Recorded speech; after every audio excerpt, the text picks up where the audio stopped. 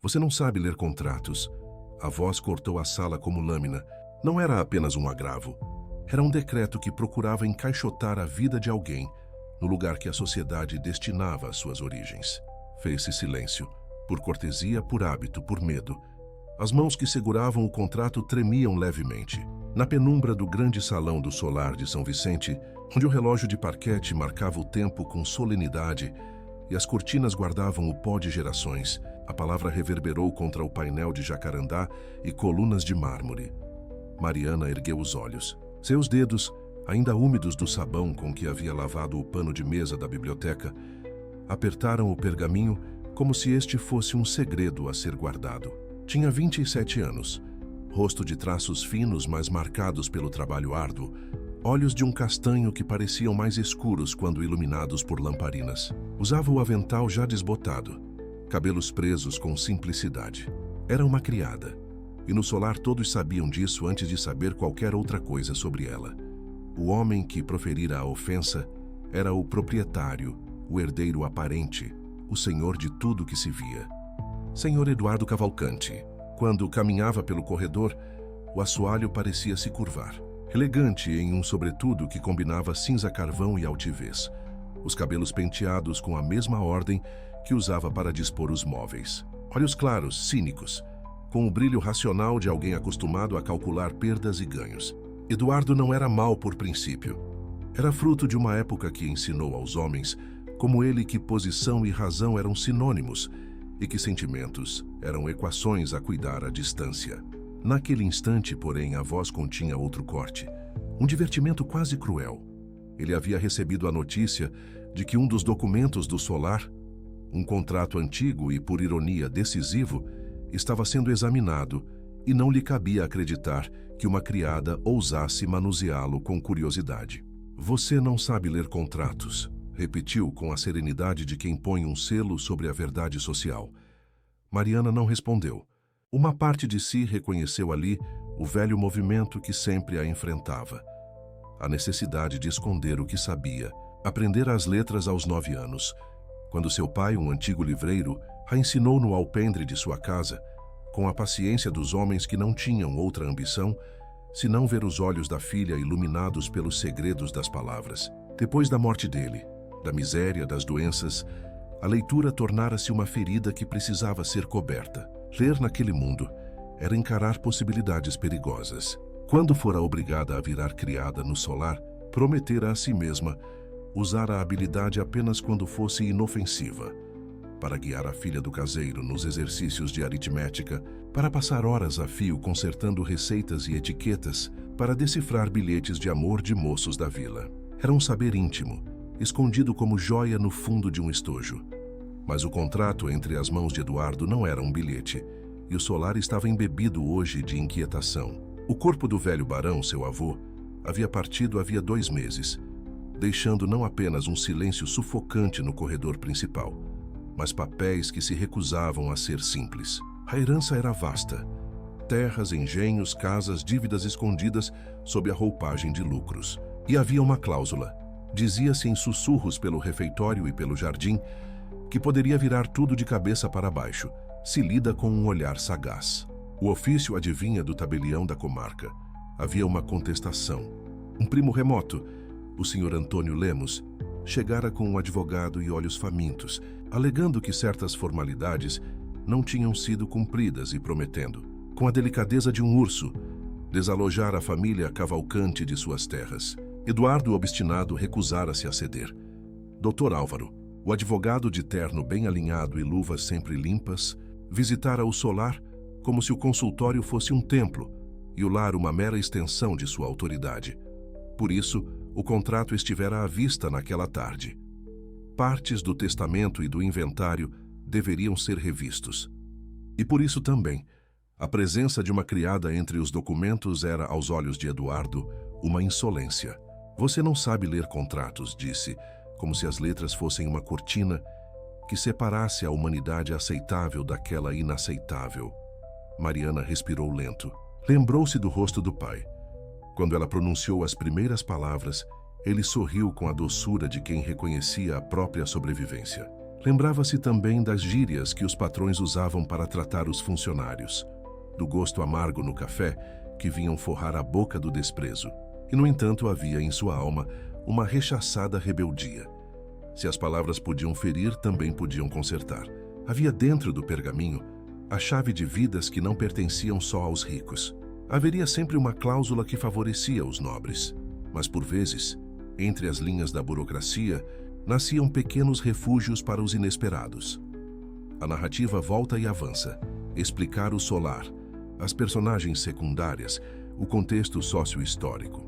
O solar de São Vicente erguia-se sobre uma pequena colina, como se quisesse dominar a paisagem. Janelas altas olhavam para as plantações de cana que se estendiam até onde a vista permitia. Havia no ar um cheiro de açúcar doce e decadente, de madeira que rangia histórias e de velas que tombavam num ritmo que a modernidade ainda não mudara. A cidade próxima prosperava às custas do progresso e da escravidão que, aos poucos, deixava de ser oficial, mas que ainda modelava a economia e os preconceitos. A sociedade era um tecido de convenções, alianças matrimoniais arranjadas nos salões, honra tratada como moeda de troca, ruídos de soalho onde chegavam as novas que alimentavam os jantares. No solar, havia pessoas que cumpriam papéis que se repetiam como solfejos. Dona Emília, tia do herdeiro, senhora de um rosto pálido e afeito a caligrafias frias, manejava os convites e as palavras como quem impunha um leque para ocultar o rosto. Havia Alice, a governanta, melhor amiga de Mariana, e cúmplice nas pequenas travessuras do cotidiano. Sabia os horários de cada membro da família e, mais importante, onde se guardavam as chaves. Havia ainda o velho caseiro, Joaquim, que andava com dedos ásperos e lembranças de outra ordem. Contava causos na cozinha e chorava baixinho quando a maré do futuro chegava para tirar algo do nosso alcance. E havia, claro, o Dr. Álvaro, cujo acúmulo de distinção não escondia a pontada de ganância que ora compressava em sua sobrancelha o desprezo pelo pequeno e o órfão. Quando Eduardo proferira seu julgamento sobre a alfabetização de Mariana, a cozinha respirara. Ninguém, dentro do solar, tinha ideia da verdadeira dimensão do que aquele contrato representava. Ou talvez suspeitassem. As donas de chá e as cadeiras do salão cochichavam sobre cláusulas e codicilos, e havia entre os criados quem soubesse o suficiente para temer que as rodas do destino começariam a girar, esmagando quem estivesse no caminho. Para Mariana, no entanto, restava a sensação de que algo precisava ser feito e que as letras, que a vira libertar e aprisionar, eram agora a única arma possível. Foi ao entardecer que a oportunidade se apresentou. Enquanto Eduardo discutia com o Dr. Álvaro no gabinete, o tom baixo, pontuado de palavras como contestação, propriedade e falsificação documental, as criadas passaram a arrumar as cadeiras na biblioteca. A biblioteca era um santuário de papéis, livros antigos em lombadas douradas, arquivos trancados em mobílias fechadas e, numa gaveta não muito profunda, a cópia do testamento. Alice, sabendo dos trâmites e simpatizando com a inquietude de Mariana, deixou-lhe um bilhete curto. Se for preciso saber, vá ao sótão da biblioteca. Há uma luz e ninguém passa lá depois do jantar. O bilhete trazia, como quem deixa um mapa, o traço de uma lealdade que se compra com pequenas dádivas. Paciência, proteção, alfinetes de casa. Era noite quando ela subiu. O sótão cheirava a madeira antiga e histórias que ninguém mais queria tocar. Mariana acendeu um candeeiro tirado do armário, sentou-se numa cadeira grossa e abriu a gaveta com as mãos que não tremiam mais. A folha rangia sob o toque, um ruído que parecia uma confidência. Havia ali, sim, o contrato que os patrões discutiam. A caligrafia do barão, atrasada e curva, ocupava as margens. Havia selos e carimbos. No corpo do testamento, porém, uma linha se destacava. Uma cláusula redigida com maior firmeza, quase como quem impõe a própria vontade para além da morte. Era uma cláusula de reversão, um mecanismo legal que poderia mudar a cadeia sucessória se determinadas condições fossem reunidas. Mariana lia com a mesma voracidade que tivera ao aprender as primeiras sílabas. As palavras formavam-se diante de seus olhos, cada uma com peso.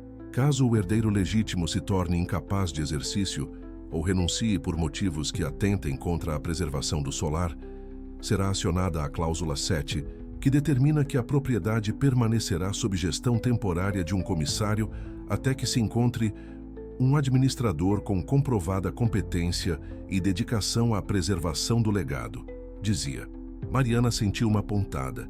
Esta comprovada competência era redutível a provas, a documentos, a relatórios, e quem na casa sabia mais sobre o fazer de cuidar do solar senão aqueles que o viviam? Não os nomes gravados no pano de estofa, mas os que botavam a mão na terra, corrigiam as máquinas, zelavam pelo arquivo, faziam as contas do engenho. Ali, escondida nas palavras, havia uma fresta onde a justiça poderia entrar. Ela folheou mais devagar. Havia uma outra adição, escrita com uma letra diferente, aparentemente de mais mão. Um codicilo, algo inserido depois da assinatura. O solar passou a ser visto como patrimônio vivo, não mais um lugar de memórias privadas, mas um campo de trabalho reconhecido. E de um modo que escapou ao cálculo de muitos, o barão, mesmo morto, deixara na comunidade uma semente de cuidado. Mariana recebeu uma proposta formal do comissário, ocupar o cargo de secretária da administração provisória. Era um cargo de confiança, com escrito oficial, com responsabilidades enormes e, ao mesmo tempo, com a garantia de que poderia desempenhar aquilo que sempre fizera em silêncio, agora à vista de todos. Aceitou. Talvez porque entendia que podia usar a função para dar voz a quem antes era só sombra. Lúcia, por sua vez, concentrou-se em reparar as suas relações com a filha, em contar-lhe as histórias que omitira e em ser presença viva quando a memória do solar precisava de afeto. Eduardo mudou de maneira mais sutil. Não se transformou num santo, mas aprendeu que seu papel ia além de ser guardião do nome. Voltou ao trabalho com uma postura mais humilde, disposto a alcançar compromissos que outrora teria considerado traições. Havia entre ele e Mariana uma nova confiança, uma relação que não precisava de rótulos urgentes. Entre palavras fortes e gestos contidos, havia o reconhecimento de uma coisa simples, que ambos, de modos diferentes, amavam o solar e queriam vê-lo preservado. Os inimigos administrativos não desapareceram. Recorreu-se, exigiu-se perícias adicionais, mas o instituto que examinou a tinta e o papel concluiu, de fato, que os sinais eram consistentes com a prática documental do barão. A perícia não foi uma bênção mística, foi a prova prática de que aqueles sinais eram coerentes com o contexto da época, com a fragilidade da mão do barão e com a documentação de terceiros. Quando o juiz, meses depois, encerrou a fase provisória e abriu espaço para uma deliberação mais definitiva, o clima já era outro. Não se tratava mais apenas de quem detinha o título, mas de quem demonstrara ser capaz de cuidar. O final do processo não foi um romance jurídico perfeitamente acabado. O juiz decidiu, com a serenidade de quem vê a complexidade da vida, que a propriedade permaneceria em nome da família enquanto não houvesse interesse maior de lei. Concedeu, entretanto, que a administração do solar por um período prolongado ficasse sob um regime de gestão compartilhada, com um comissário formalmente indicado e com a participação de representantes dos trabalhadores e da família, nomes públicos que garantissem transparência. A cláusula do barão, na sua força moral, passou a ser norma prática. A preservação do legado era um critério legítimo para a administração temporária. Houve quem entendeu aquilo como derrota e outros como vitória. Mas para Mariana, Lúcia e para os que trabalharam no solar, fez-se o que talvez fosse o mais digno resultado possível. O lugar. Enfim, teria quem o zelasse não por capricho de sangue, mas por competência e compromisso. E no interior disso, havia a ideia de que uma casa podia mudar se suas portas fossem abertas. Não para a venda, mas para a participação. Com mais meses, a vida do solar reencontrou uma certa paz. O pequeno cofre, cujo cadeado um dia abrira com a chave que Lúcia guardara, voltou às suas prateleiras com a certeza de que sua letra e seu ritual haviam servido a algo maior. A chave agora passou a repousar num pequeno suporte de madeira no escritório de Mariana. Não por ostentação, mas por memória. Às vezes, ao final do dia, ela a segurava entre os dedos, lembrando-se das noites em que a sua alfabetização fora culpa e salvação, escondida sob o avental, depois revelada.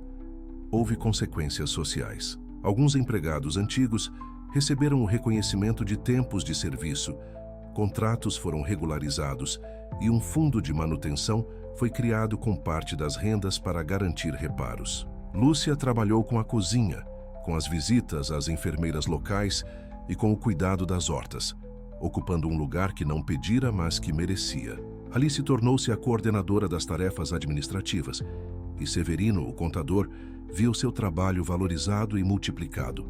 Joaquim, com histórias e calos, tornou-se uma espécie de cronista do lugar, o homem que sabia dos tempos e que agora os contava com mais afeto. Quanto a Dr. Álvaro e a Antônio Lemos, a derrota judicial havia deixado marcas. Não foram arrancados do mundo. Apenas exposição e desgaste os diminuiu em relevância. O advogado continuou a exercer mais cauteloso, menos altivo. Antônio, por seu lado, entrou num processo de reavaliação de seus planos.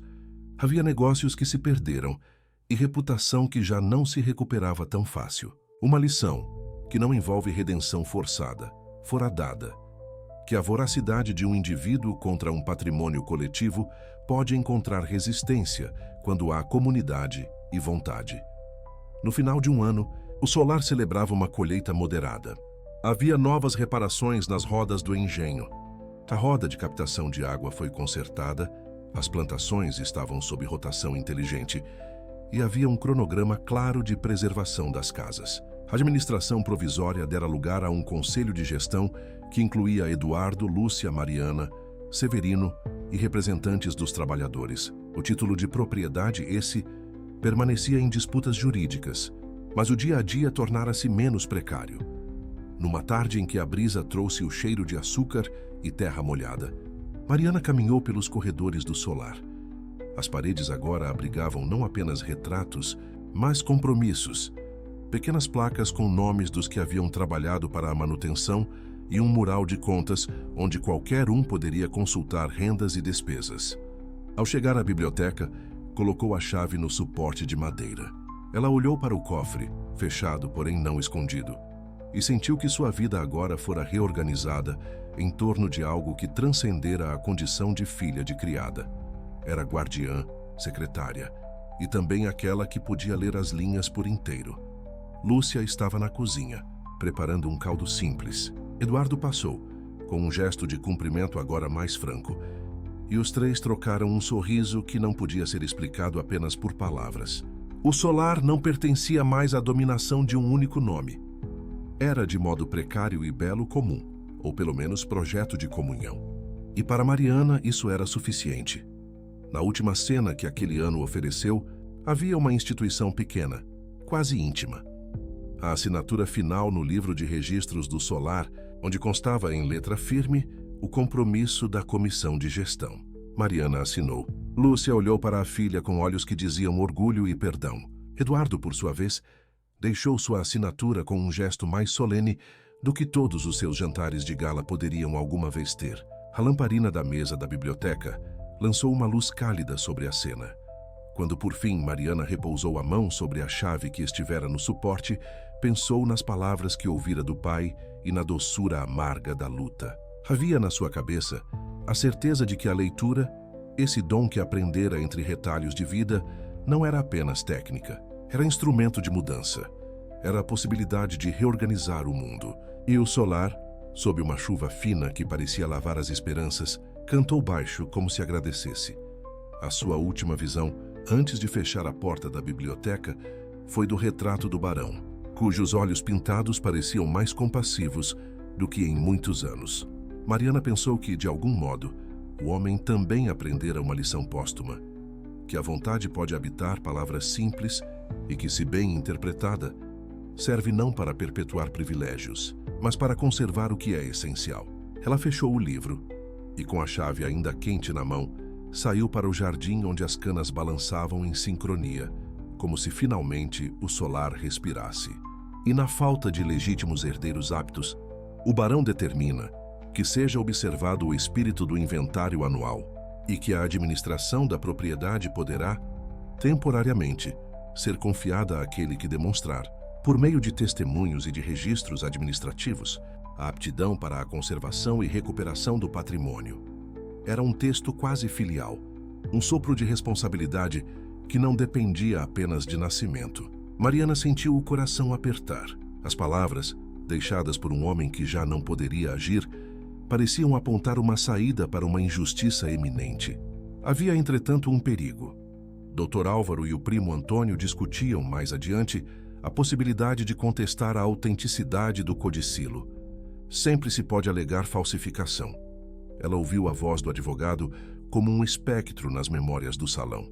Documentos são tão suscetíveis quanto as mãos que os tocam. Mariana, com a lamparina que mal iluminava o contorno do papel, compreendeu com clareza. Eles intentavam manipular a interpretação legal para assumir o solar. Era preciso alguém que pudesse ler além da letra e trazer à luz as evidências administrativas que o codicilo exigia. Alguém que conhecesse o ritmo das contas, os registros dos anos, que soubesse o nome dos servos que regiam as máquinas e conserto de roldanas, as datas dos pagamentos, as anotações pequenas que, no conjunto, formavam prova. Alguém que, e o pensamento se apresentou com uma ousadia que assustou por fogo, fosse considerado indigno por nascência, mas não por competência.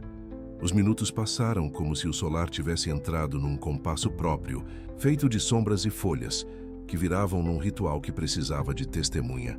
Mariana fechou o testamento com os dedos firmes. Se o codicilo fosse aceito, existia ali uma possibilidade de preservar o solar, de impedir que ele fosse vendido por migalhas a interesses externos e que famílias inteiras se lançassem ao desabrigo. Mas como provar? Como agir sem destruir a si mesma na ruína de sua posição? O passado enredou-se no presente. O nome da mãe de Mariana, Lúcia, veio-lhe à boca como quem recita uma prece. Lúcia trabalhara no hospital da cidade, fora curandeira das febres e dizem, tivera um carinho especial do barão quando este ainda era viúvo e mais exposto à ternura dos dias. 2 lares, 2 histórias. Maria ressurgia aos poucos, com retalhos de conversas que não tinham sido ditas para olhos alheios. E foi então que encontrou, na dobra do documento, uma anotação miúda, de fios de tinta quase invisíveis. Um símbolo que lembrava uma cruz cruzada por um traço, e ao lado as iniciais Lieme. O frio subiu-lhe pela espinha. Encontrara ali a mão do barão, linhas feitas na pressa ou no arrependimento, e aquilo podia ser uma dedicatória, um reconhecimento tardio. Um vestígio do barão que decidira que, se ninguém da família cumprisse as condições, o solar deveria permanecer para quem cuidasse dele como se fosse um ser vivo. LM poderia significar Lúcia Monteiro, o sobrenome de sua mãe, ou poderia ser apenas coincidência. Mas coincidências raramente povoavam a legalidade quando havia interesses em jogo. E sabia, com a convicção de mulher que tivera ali depositados afetos que a sociedade não aceitaria, que a presença da inicial era uma fresta que podia permitir que a verdade, ou algo mais próximo a ela que as máquinas do direito, emergisse. Ela não teve tempo de raciocinar além. Um ruído na escada, o cair de botas que se aproximavam, a voz do senhor Eduardo chamando por Dr. Álvaro. Alguém batia à porta do sótão com a força de quem queria fôlego curto. Mariana guardou o pergaminho com o cuidado de quem volta a esconder um filho. Abriu a gaveta num movimento que parecia ensaiado. O candeeiro tremia, lançando sombras longas. O coração batia no peito com o peso de uma escolha. Quando abriu a porta do sótão, com a respiração controlada, não houve intruso. Havia, porém, um recado. Uma carta fechada posta sob a soleira com o brasão do solar. Era a correspondência do tabelião, uma intimação. O juiz da comarca marcara a data para a audiência preliminar. Haveria, em 15 dias, uma sessão em que a validade do codicilo e do testamento seria arguída. Era em política de prazos pouco tempo. E na mente de Mariana, o cenário se fechou com uma clareza que foi ao mesmo tempo desoladora e libertadora. Se o solar estava prestes a ser tirado de quem dele cuidara com mãos cansadas e fios de suor, talvez coubesse a alguém que tivesse o conhecimento de seu funcionamento. Alguém que, como ela, conhecia as contas, os horários e as pequenas irregularidades, demonstrara a verdade. As ideias multiplicaram-se. Poderia reunir testemunhos dos criados, busca em livros de registro, comprovantes das arrumações, pequenas notas de caixa que formavam um mosaico de evidência. Mas havia o risco, e não era pequeno. Revelar a própria habilidade de ler e interpretar papéis seria um ato que faria de Mariana um alvo. Em cidades onde si mesmo crime de desobediência social, ela poderia perder emprego, propriedade de um quarto simples e a referida invisibilidade que a mantinha viva. Mais ainda, ao levantar-se do sótão, cruzou com os olhos de alguém. Não haviam olhos apenas. Havia a soberba do homem que proferira antes a provocação. Eduardo estava no corredor. Tinha o pergaminho na mão como se não conseguisse se separar dele. E a expressão de quem descobre, com surpresa, que o mundo não é tão previsível quanto os contratos. Quando a viu, não respondeu imediatamente. Fixou-lhe a face com um gesto lento de quem tenta decifrar uma peça de porcelana. E ao mesmo tempo a respeito. "Você foi ler", disse ele, com uma suavidade que mais parecia uma armadilha. "Não deveria estar aqui. Não é lugar de criaitinas brilharem de tal modo." Mas havia na voz um vestígio, quase imperceptível, de admiração e preocupação. Mariana percebeu o encontro de forças. Naquele segundo ela poderia ceder, devolver-se à invisibilidade, renunciar ao candeeiro e deixar que o pretenso orgulho de Eduardo e as máquinas legais do Dr. Álvaro fizessem o resto. Ou poderia lutar. Um verbo que em sua boca tinha o gosto do sal e da honestidade. "Sei ler", murmurou com uma coragem que vinha da necessidade. "Sei ler e sei o que este lugar significa." A simplicidade da declaração surpreendeu pela primeira vez o argumento de que a educação definia limite social. Eduardo ergueu as sobrancelhas. Procurou a qualquer custo manter o sorriso que usuária em jantares para marcar domínio. "Você não sabe ler contratos", repetiu não como afronta, mas como teste. "E mesmo que soubesse, que provaria você além de sua palavra? Que valor tem seu testemunho contra o respaldo de juristas e de um nome?" Mariana sentiu a sombra do desprezo, mas também a chama da possibilidade. Abriu a boca para responder, quando uma figura saiu da escuridão. Dr. Álvaro, o cheiro de rapé e de tinta impregnado em sua roupa, o olhar lânguido, as mãos prontas a manipular papéis e consciências. Traía naquela hora a pressa de quem não duvidava da vitória. "Tínhamos a ilusão de que o último gesto do barão seria incontestável", disse ele ao Sr. Eduardo, em tom que misturava estratégia e consolo. "Mas a lei é sempre suscetível a alegatos, e convenhamos, a casa está frágil. Uma revenda no momento certo traria liquidez e preservaria as aparências que nos interessam manter." Eduardo assentiu. Observou Mariana com um misto de recusa e interesse. Os dois homens do salão, que tinham o mapa dos recursos e a cobiça a alimentar, avaliavam aquilo como um simples problema técnico. Para ele, o problema era pessoal. Perder terras significava perder status, aliados e a estrutura que lhe permitira crescer. Para o advogado, era perspectiva de ganhos. Para Mariana, era a sobrevivência de comunidades inteiras e o peso das dívidas morais do barro. O que se seguiu foi um jogo de cintura emocional. Mariana teve de mascarar a peçanha de sua descoberta. Prometeu-se que não diria nada. Voltou ao seu quarto, um pequeno compartimento com janelas que davam para a cozinha, e deixou o documento enrolado sob o colchão. Ali, só na sua respiração, começou a traçar um plano. Testemunhos recolhidos, registros, a lista de compras que comprovava as manutenções dos moentros, o livro de contabilidade que, por costume, o caseiro mantinha em segredo. Havia dados escondidos nos gestos cotidianos, provas que o direito formal talvez desprezasse, mas que validavam a cláusula sob a lógica da gestão, a gestão do cuidado. Também fora nesse instante que percebera o outro pensamento, impossível de ser domesticado. E se o codicilo escondia algo mais? E se as iniciais correspondessem à sua mãe? Haveria algum reconhecimento do barão que justificasse outra dimensão da herança? A ideia a fez tremer. A possibilidade de que Lúcia tivesse sido, de algum modo, contemplada, ainda que não publicamente, abriria fissuras no próprio costume social. E abrir fissuras era perigoso, mas também era o único caminho para que, de dentro, as engrenagens do solar não fossem simplesmente vendidas a estranhos. Alice bateu à porta ao amanhecer trazendo café. Trazia também a notícia. Dr. Álvaro havia pedido prorrogação para a audiência, alegando necessidade de consultar documentos em outra comarca. Era manobra clássica, uma tentativa de ganhar tempo para produzir o verniz jurídico que lhe fosse conveniente. Eduardo estava mais tenso que na noite anterior. Sua natural ironia perdera o sal. No almoço, ao lado da mesa posta com a sobriedade de sempre, deu a Mariana um olhar que parecia convidá-la a abandonar a ousadia. "Faça o que quiser", murmurou com voz que não era de comando, mas de súplica. "Por favor, não cause mais problemas." A contradição daquele pedido, um homem suplicando por ausência de problemas, desenhou nele a ambivalência humana, medo do desconhecido, da possibilidade de perder, mas também a dúvida incômoda de que os recursos do coração, de verdade, pudessem resolver o quebra-cabeça. As horas seguintes foram de clandestinidade. Mariana cruzou o solar em passos medidos, sem que ninguém notasse sua intenção.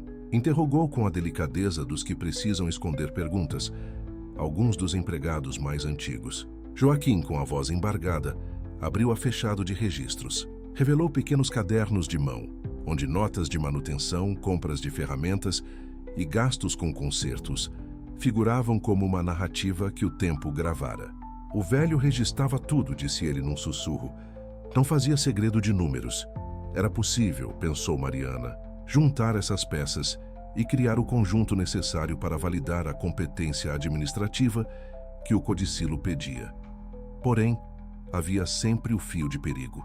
Dr. Álvaro era astuto. Tinha uma rede de conhecidos em cartórios, um prontuário de parentes em tribunais e uma paciência para esperar o momento certo em que a maioria se cansaria e aceitaria a mano de uma solução simples: vender. Vendiam para pagar dívidas, para manter a honra, para ocultar fracassos. E ao seu lado, o primo Antônio Lemos movia dentes com uma avidez que lembrava predadores, pronto a devorar o que lhe fosse dado. Eles teriam recursos para contestar qualquer testemunho de servos. Havia do outro lado uma lei que sorria para o capital e um povo que era visto como apenas uma sombra útil para as tarefas. Mas a chama da necessidade de justiça crescia, e com ela uma liberdade indevida. A possibilidade de que alguém de baixo pudesse, através da argumentação e do acúmulo de evidências, impedir a operação do rico. A ideia de que a lei, ainda que escrita em latim e polícia, pudesse, em ocasiões, escutar a voz dos marginalizados, era um pensamento que dava às faces de Mariana nova luz. Naquela noite, pouco antes do jantar, antes que a família se reunisse no salão para as conversas que não deixam cicatrizes, Mariana sentou-se sob a janela e abriu o pequeno caderno do pai. Era um livro com anotações de aulas, velhos exercícios de gramática e as margens anotadas com pequenas sentenças que o pai escrevera para ensinar-lhe a ler em voz alta. A folha do caderno tinha o cheiro de papel velho e sabedoria. Lendo, ela compreendeu como transformar a leitura em estratégia, organizar as provas, encontrar testemunhas confiáveis, estabelecer uma narrativa coerente de cuidado e então apresentá-la de maneira que não parecesse um capricho de criada, mas uma evidência substancial. Com o plano esboçado, Mariana sentiu a pressão do tempo como um punho que apertava. 15 dias. Havia, porém, outra coisa que não poderia negar. Eduardo a observava de outra forma. O desprezo que pronunciou como sentença na primeira hora tinha dado lugar a perguntas. Ele a viu varrendo os degraus, ajeitando as almofadas, conversando com os serventes com uma autoridade quieta que não vinha do título, mas da experiência.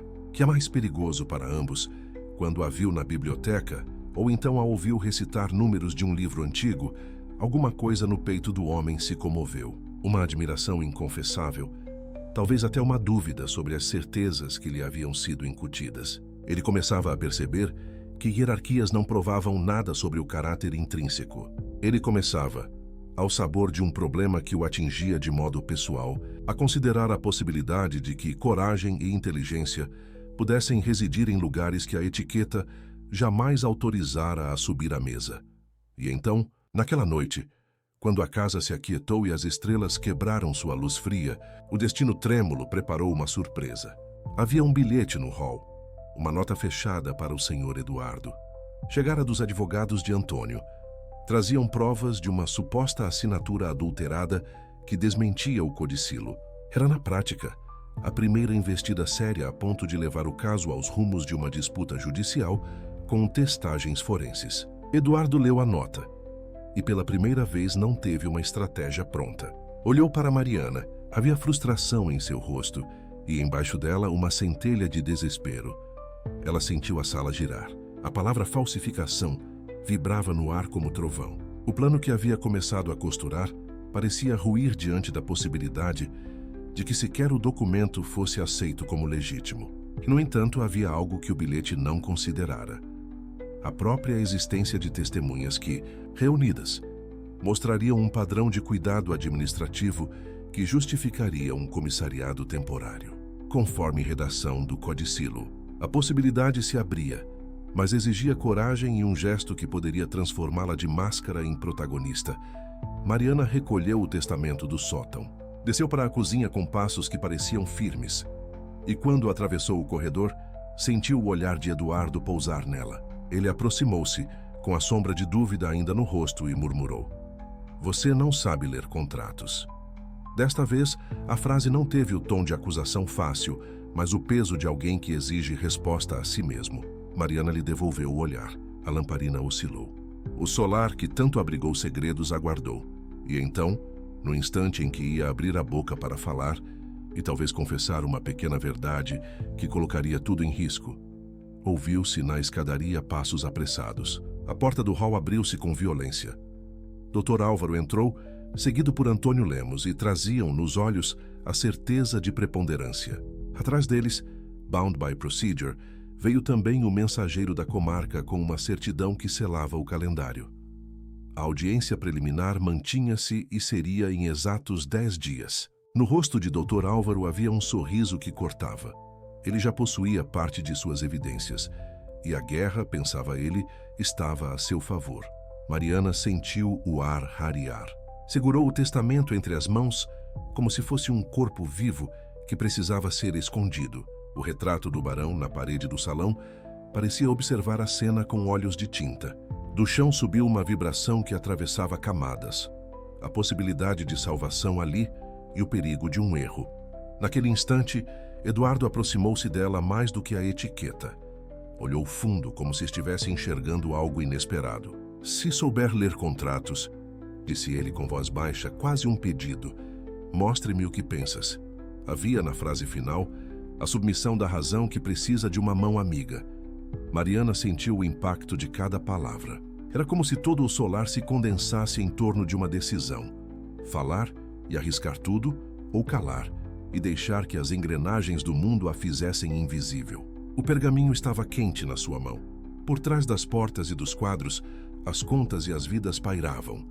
O destino de trabalhadores, a honra de famílias e o peso das convenções estavam prestes a entrar em choque com a verdade mais simples que o papel pronunciara.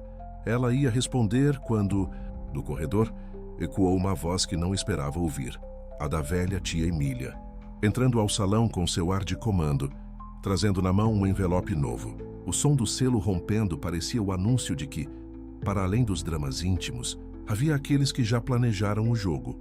E naquele ponto, com o pergaminho na mão, com as figuras no salão apontando para caminhos distintos, quando a sobrevivência e a honra pendiam em um fio, Mariana ergueu os olhos e viu à sua frente o rosto de Eduardo desenhado pela lamparina. Ele disse quase num sussurro que atravessou a casa: "Você realmente sabe ler contratos?" A resposta tremia na garganta de Mariana, e com ela a certeza de que, uma vez dita, nada mais poderia ser como antes. Mas os passos que vinham da escada anunciaram alguém que não devia chegar naquele momento. Dr. Álvaro, com a expressão que alternava entre triunfo e cautela, aproximou-se sem pressa. Ao seu lado, algo na sua mão, um papel selado, parecia prepará-lo para a batalha. Havia agora uma urgência que crimes menores não poderiam conter. O silêncio caiu. Todos os olhares se fixaram em Mariana, na lamparina e no pergaminho enrolado. Ela pensou numa coisa rápida. Talvez a única maneira de conservar o solar fosse usar daquilo que tinha aprendido, sem a proteção de um título, mas com a força de evidências que ninguém poderia ignorar. Respirou fundo. Seus dedos foram até o pergaminho, e foi exatamente nesse momento, quando a chama tremia, quando a palavra falsificação se fazia mais próxima, quando Eduardo parecia prestes a ceder à dúvida, que alguém bateu a porta principal com tal violência que o salão estremeceu e o coração de todos saltou. Passos apressados, vozes e a ordem de fora, clara e cortante, como quem traz notícias que ninguém quer ouvir. Mariana enrolou o testamento com cuidado e, com a mesma coragem que seu pai haveria orgulhado, ergueu-se para ir ao encontro do destino. Não sabia ainda qual palavra falar, nem que gesto salvaria o solar. Só sabia que havia lido a cláusula que poderia tudo mudar e que, se ninguém acreditasse em uma criada, havia ainda o poder da verdade quando bem demonstrada. A porta já se abria quando um braço segurou a manga de seu avental. Era Eduardo. Ele a olhou por um instante que parecia durar séculos. Uma fração de tempo em que seus olhos diziam algo que não poderia ser dito em sociedade. "Não conte nada a ninguém", sussurrou ele. "Ainda não." E por fim, com um gesto que misturava proteção e possessão, acrescentou: "Mas quando for preciso, não hesite. Sua coragem pode nos salvar e nos destruir." Mariana ficou ali com a mão ainda no pergaminho, sentindo o sangue vibrar em seus dedos. O som do mundo do lado de fora mal entrou no solar. A carta de intimação permanecia sobre a mesa como um martelo de tempo. Dr. Álvaro esboçava um sorriso. Dona Emília pegava o envelope, como se fechasse um cofre. O solar respirava, pronto para a guerra. E enquanto a porta se abria para deixar entrar um homem com a capa encharcada de chuva, um mensageiro com ares de quem traz não só notícias, mas também presságios, Mariana ergueu a cabeça. Toda a coragem contida, toda a habilidade oculta, todas as palavras que parecia ter aprendido para sobreviver, tudo ali, pronto para ser posto à prova. A cena congelou por um segundo que teve o gosto de uma eternidade.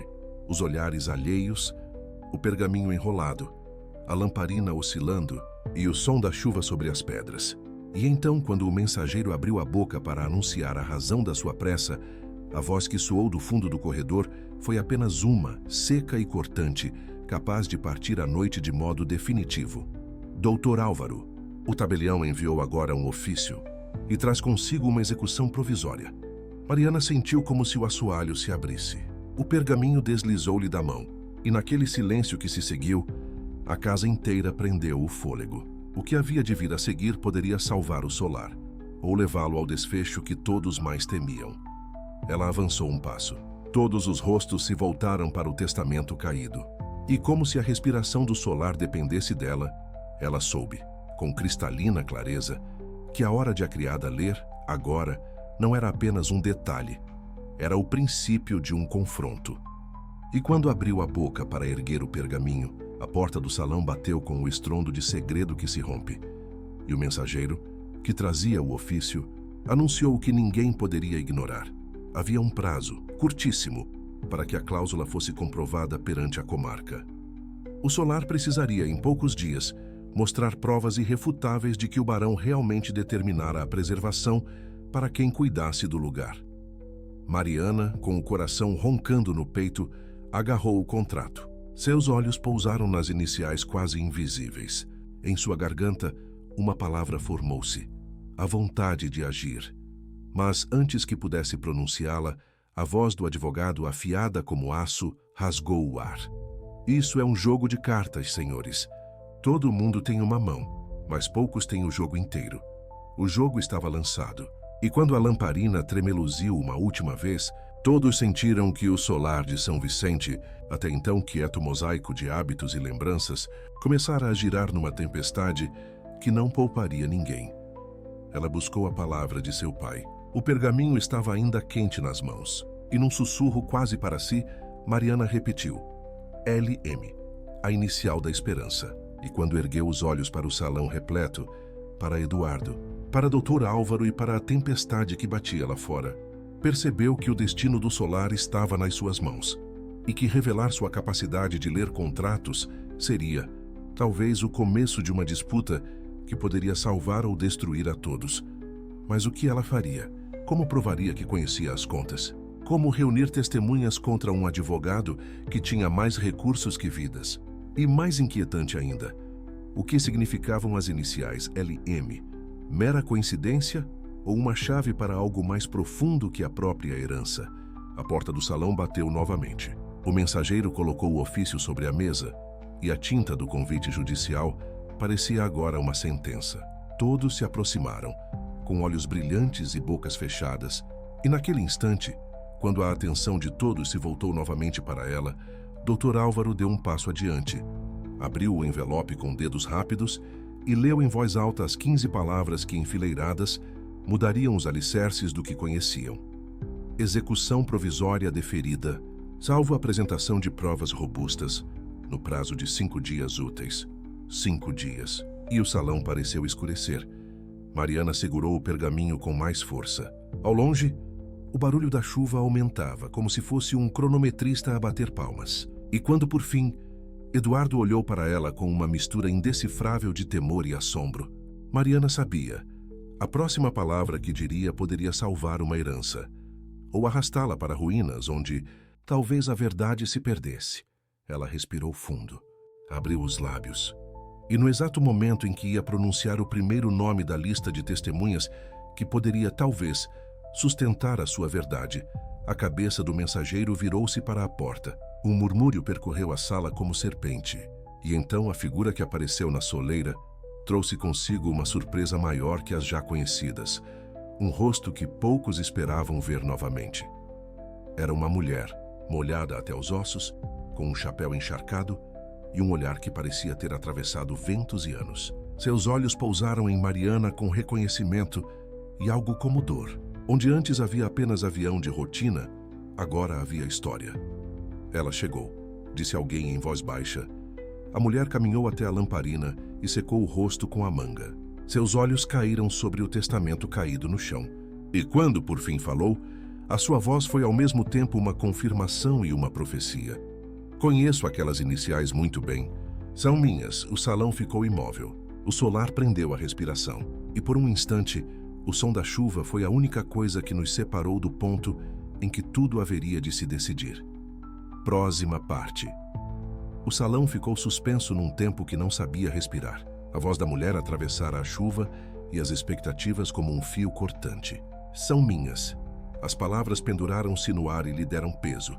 Era como se tudo o que se vinha supondo agora tivesse um rosto, um corpo que podia ser questionado, amado, odiado.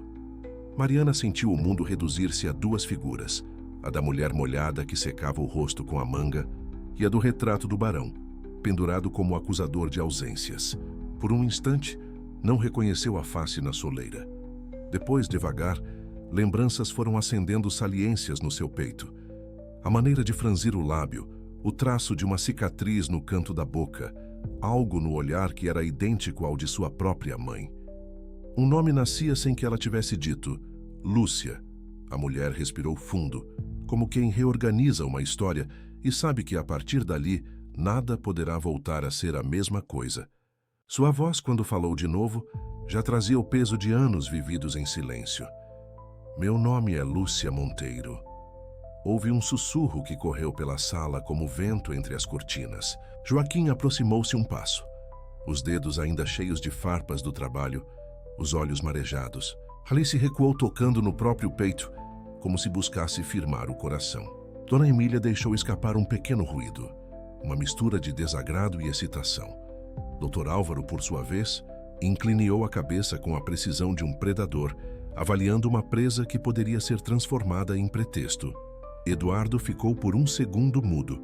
A sua mão, que até então cerrava-se sempre que havia uma notícia que ameaçava o seu mundo, abriu-se vagarosamente sobre a mesa. A respiração dele parecia medida, quase milimétrica, porque o desafio não era apenas legal, mas pessoal. Aquele nome, Lúcia Monteiro, trazia consigo lembranças que lhe tinham sido impostas como feridas. Mariana não teve necessidade de resposta. O encontro dos olhares entre as duas mulheres disse mais do que qualquer palavra. Havia no rosto de Lúcia algo que era simultaneamente familiar e remoto.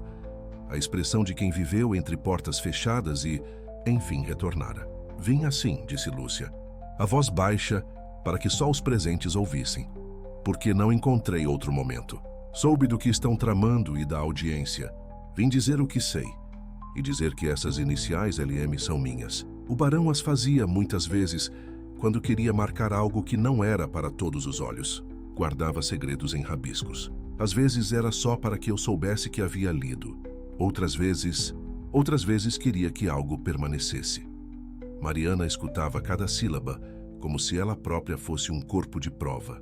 Lembranças da sua infância, a imagem do pai lhe ensinando as letras, a mãe indo à cidade os dias de escassez, bateram-lhe no peito com força. Um nó se formou na garganta. Havia ali uma mistura de alegria e raiva. Alegria por ver a mãe viva e presente. Raiva pela ausência, pelo abandono que aos olhos do Solar se transformara em vergonha. Por que partiu? Murmurou Mariana, sem pensar nas consequências. A pergunta saiu crua, de algo antigo que precisava de resposta. Lúcia a viu por um segundo e sorriu. Um sorriso que foi sombra e luz. Parti porque devia partir, disse ela francamente, porque se ficasse não haveria calma para ninguém. O barão era um homem de lembranças perigosas. Amou à sua maneira. E amar um homem com nome e terras quando se é apenas uma mulher do povo é conviver com rumores que transformam o afeto em veneno. Eu saí para que meu nome não servisse de munição. Pensei que fosse proteção, e fui. Mas não deixei de vigiar. E quando vi que agora precisavam provar o que ele quis dizer, vim. Vim porque sei o quanto esses papéis, quando bem interpretados, podem preservar o que é mais que pedra e cal, a dignidade de quem vive aquele lugar. Dr. Álvaro não se conteve. A sua réplica foi rápida, cortante, como lâmina ensopada em rapé. Senhora Monteiro, disse ele com a deferência de quem roça a língua com veneno, sua chegada é o melhor que nos poderia ocorrer. Se tivéssemos tempo para investigar a sua história.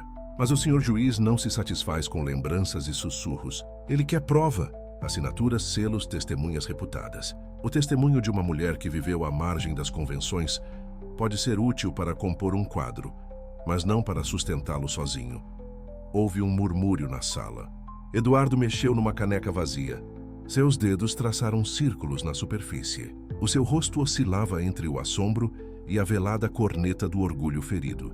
Ele sabia, tão bem quanto os outros, que um nome que quebrava hierarquias era uma ferida que a família preferia encobrir. Mas havia também um fio de sensatez. Preservando o Solar poderia preservar-se a si mesmo. E havia por fim a sensação, desconfortável, nova, de que a verdade não se alinharia tão fácil com as tradições. Mariana não conseguiu dominar a inquietude. Aproximou-se da mãe num passo que foi quase queda. Quando lhe tocou a mão, sentiu o calor enlouquecedor da vida que se retornava. Mãe, disse ela, uma palavra que não pedia permissão. Como pode provar? Lúcia fechou os olhos por um segundo e puxou de dentro do casaco encharcado um pequeno envelope amarrado com cordão. Parecia um objeto simples, mas o modo como o segurou dava-lhe um ar de relíquia. Guardei isto, disse ela, não por orgulho nem por esperança de um reconhecimento. Guardei porque o barão, em seus últimos meses, começou a escrever mais devagar e a deixar recados que não queria entregar publicamente. Este envelope contém coisas que podem ajudar, mas eu não sei por si só se bastam.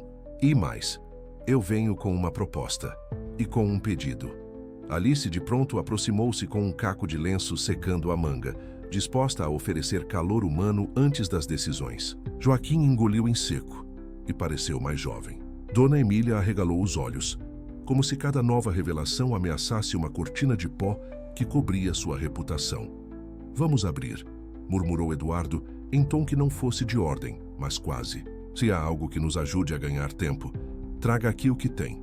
Lúcia desatou o cordão com dedos que tremiam não de frio, mas de emoção. Extraiu papéis dobrados, um bilhete, uma folha de caderno com caligrafia apertada, que mal à vista parecia do barão. Linhas firmes, mas com tremor nas extremidades, a mão de quem escreve entre dores. Havia também um pequeno talão com recibos de compra, marcada a letra Leme de lado, e mais surpreendente, uma ficha do hospital da cidade, com a rubrica do barão e a menção de ML. Numa página de entradas antigas, testemunhada por 2 outras assinaturas da equipe. Os olhos de Dr. Álvaro estreitaram-se como uma luneta que busca um ponto frágil. Ele leu com cuidado, fingindo neutralidade enquanto por baixo das suas pálpebras calculava golpes. Recebemos então material que requer peritagem, disse ele frio. Interessante que a ficha hospitalar carregue rubrica do barão. Curioso, mas também aconselho cautela. Documentos assim, se encontrados em mãos de interessados, perdem credibilidade. Muito bem, senhora Monteiro, Queremos ouvir sua versão no juízo. Traremos peritos e, claro, se necessário, contestaremos a autenticidade. A ameaça estava dita com um sorriso profissional. A sala reagiu com pequenos sinais. Alguém puxou o avental com nervosismo, uma cadeira arranhou o soalho. Tudo isso sublinhava uma tensão que já não se tratava apenas de papéis. Mariana estava dividida. O corpo inteiro reclamava confiança. E ainda assim a memória da ausência golpeava-a com aspereza. Aquela mulher frente a ela tinha o poder de alterar não só o destino do Solar, mas também o curso íntimo da sua vida. Aproximei-me. Esta não era apenas uma questão legal. Era uma ferida familiar prestes a ser examinada por olhos que gostavam de expor feridas. Se me permitem, disse Lúcia com determinação, desejo ir à cidade. Há mais provas nos arquivos do hospital. E uma mulher chamada Marta, que trabalhou conosco e que sabe daquilo que digo. Além disso, existe um pequeno caderno que o barão me deu. Notas que ele pedia que eu guardasse por achar que serviriam um dia. Marta pode testemunhar. O talão de compras pode ser confrontado com o livro do armazém do engenho. Há um contador lá, Severino, que anotava compras com uma regularidade quase clerical. Se perdermos 5 dias, talvez perca-se a chance. E não quero ser vista como justificação. Quero ser testemunha. Mariana estará comigo. A menção do nome de Mariana junto a si incendiou Eduardo por um segundo. Ele não soube se a reação era de ciúme, de confiança ou simples curiosidade. Mas a ideia de enviar a criada, a filha, a uma cidade a quem só servira em silêncio era algo que o perturbava e, curiosamente, o atraía. Não por escárnio, mas porque a coragem precisava de faces menos previsíveis. Dr. Álvaro inclinou-se para trás, pensando. A sua estratégia era clara. Arrastar, contestar, criar evidentes cortes na credibilidade de Lúcia e de qualquer testemunha popular. Se a audiência era em 5 dias, o advogado tinha tempo suficiente para plantar dúvidas, achar uma testemunha que contestasse a presença de Lúcia nos últimos meses do barão, ou ainda conseguir uma perícia que questionasse os manuscritos. Aceito, disse Eduardo. Por fim, com a firmeza de quem dá margem a um plano. Mas vamos organizar tudo com cuidado. Há homens da casa que podem ir ao engenho buscar os livros. Severino talvez embarque. Joaquim conhece as rotinas. Alice acompanha Lúcia. Mariana, você irá, mas com discrição. Não devemos ostentar a sua presença como se fosse um assento na mesa. Deixe que eu fale com o juiz amanhã, como família, para obter uma prorrogação de 2 dias enquanto buscamos mais elementos. Não prometo nada, mas tentarei. E, por favor, nada de exposição. Mariana sentiu o rosto arder. Eduardo agora colocava-a sob proteção e sob tutela. Era, ao mesmo tempo, um gesto de cuidado e de contenção. Ela aceitou, porque a necessidade, a urgência do Solar, era maior que o próprio desejo de autonomia. Havia, contudo, algo mais. A percepção de que naquele homem surgia, talvez, um aliado improvável. Um aliado que poderia, por razões que escapavam a ela, romper com as convenções para salvar uma casa, que, de algum modo, era também o seu. Nos dias que se seguiram, o Solar transformou-se num formigueiro. Planos foram montados às pressas. Eduardo fez visitas abruptas ao cartório da comarca, buscando a benevolência do juiz, um homem acostumado a lidar com notáveis, mas que tinha fome por ordem. Dr. Álvaro, por sua vez, não perdeu tempo. Enviou cartas, telefonemas e manteve-se em prontidão, disposto a convocar peritos e a procurar quaisquer indícios que pudessem comprometer as provas apresentadas por Lúcia. Mariana, Lúcia, Alice e Joaquim partiram logo no primeiro dia com um carro de tração. A chuva persistia, como se quisesse lavar lembranças. No engenho, que ficava a 1 léguas do Solar, Severino recebeu-os com a desconfiança da rotina. O velho contador era um homem que havia visto muitas contas e poucos rostos de afeto. Conhecia melhor os números do que as línguas. Recebi carta do Solar, explicou Mariana, já com uma compostura que vinha do caderno do pai. Precisamos conferir livros de compras e o talão que a senhora trouxe. Severino abriu os arquivos como se abrisse gavetas de uma memória íntima. Suas mãos megladas passaram por folhas amarelecidas que, para a surpresa de Mariana, não eram apenas números. Havia nas margens inicializações dos trabalhadores. Pequenos traços que pareciam assinaturas apressadas, mas revelavam um padrão. Ali, naquele amontoado de cifras, Estavam registros de concertos, pagamentos a médicos, compras de remédios e a repetição de um símbolo, LM. Sou algo muito semelhante. Sempre anotei como me pediam, disse Severino sem grande cerimônia. Mas ali, apontou um talão, há entradas com essa rubrica, materiais comprados para o sítio no ano em que o barão contraiu a febre. E o senhor que vinha com ele, o Dr. Miguel, assinava ao lado. Ele poderia confirmar. A menção a um tal doutor fez com que o coração de Lúcia desse um pulo. Miguel fora um amigo. Talvez ainda o fosse. A cidade pequena e fechada tinha poucos segredos e menos ainda de longevidade. Havia sempre alguém que lembrava. Tragam o livro do hospital, pediu Lúcia com firmeza. Precisamos das entradas que mencionam as intervenções, as visitas do barão e as minhas anotações. Se encontramos ali registros que o liguem a estes símbolos, se encontrarmos testemunhas que nos coloquem nos mesmos espaços, teremos algo mais que palavras. Teremos uma linha de vida. O trabalho foi extenuante e também simples. Juntar pequenos detalhes que, somados, formariam uma imagem coerente. Marta, a enfermeira que Lúcia mencionara, confirmou que a entrada do barão era feita muitas vezes com rubrica e não com assinatura. Ele já não suportara a caneta por longos períodos. E que Lúcia frequentemente a ele entregava bilhetes para que lhes guardasse. Na paróquia, o padre recordou de uma festa em que Lúcia fora vista ao lado do barão, trocando palavras que pareciam de afeto e cuidado. Severino localizou talões do armazém com a rubrica LM, em compras de medicamentos. Mas havia um problema. Tudo aquilo, por melhor que fosse, corria o risco de ser visto como um complô. A reunião de testemunhos de gente do povo, que falava bem do que lhe servira a vida.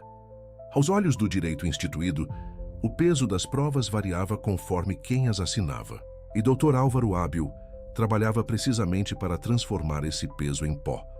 Enquanto isso, no solar, Antônio Lemos movia-se ígido como um animal que pressente a presa. Visitava o advogado e ria às custas de possíveis advogados peritos. Convidava conhecidos da cidade para debates sobre legitimidade.